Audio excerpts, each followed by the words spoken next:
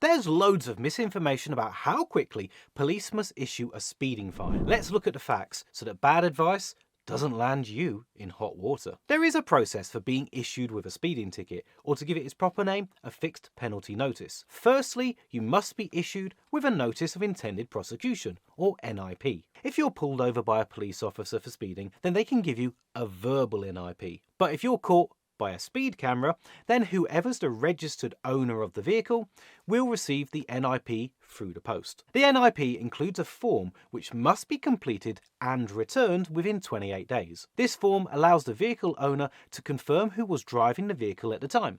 Useful if you share a car, for instance. Don't be tempted to even consider lying on your NIP form. Many parents, for instance, have tried to take a fine and points on behalf of their children to avoid the younger driver's insurance from shooting up. However, people have really come a cropper of doing this. Many speed cameras take remarkably clear images these days, making a driver's face quite easily identifiable. Once the NIP is returned and the driver has been confirmed, then a fixed penalty notice will be sent out. The driver can then accept the fine and any penalty points, or choose to challenge the speeding ticket in court. Unless you were given a verbal NIP by the police officer who pulled you over, then the registered vehicle keeper must receive an NIP in the post within 14 days from the date of the alleged speeding offence. It has been known for police to send out the notice of intended prosecution a little too late. Bank holidays or a postal strike, for instance, could see an NIP arrive a little bit late. If your NIP wasn't received within 14 days of the offence, the police can no longer prosecute. This means you can't be served with a fixed penalty notice, and therefore you don't have to pay a fine or accept any penalty points onto your licence.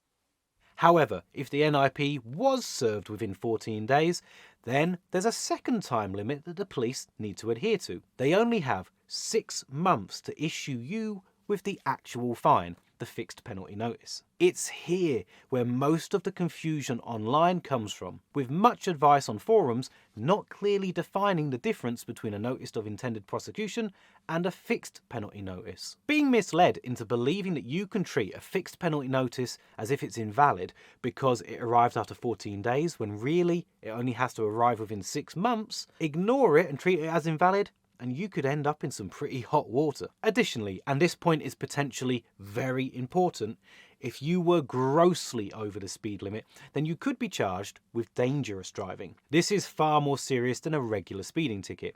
The usual 14-day and 6-month time limits go out the window, and the potential punishment could be a driving ban or even time behind bars. Usually, though not exclusively, travelling double the given limit, 60 in a 30, 80 in a 40 and so on, or exceeding 100 miles an hour anywhere, is considered to be the point at which speeding is considered dangerous driving. My advice if you're faced with a dangerous driving charge is to seek legal advice straight away. Speeding tickets can get very expensive.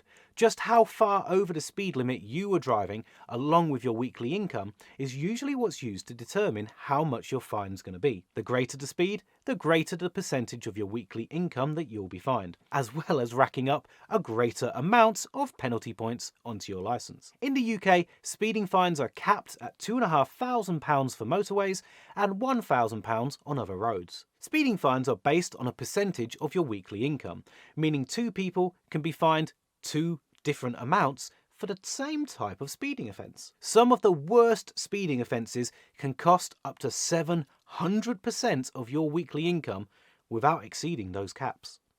If you think you've a ticket that might have arrived too late, or you're worried that a fine is about to land you in trouble, then a popular option is to consult a solicitor who can help you out. There's many online solicitors who work out cheaper and easier than meeting in person. JustAnswer, for example, only cost £5 for a trial, and one of my colleagues managed to save over £270 on a parking ticket by using their service. I've linked that offer down in the description, and if you use that, you'll also be supporting Money Nerd, so thank you.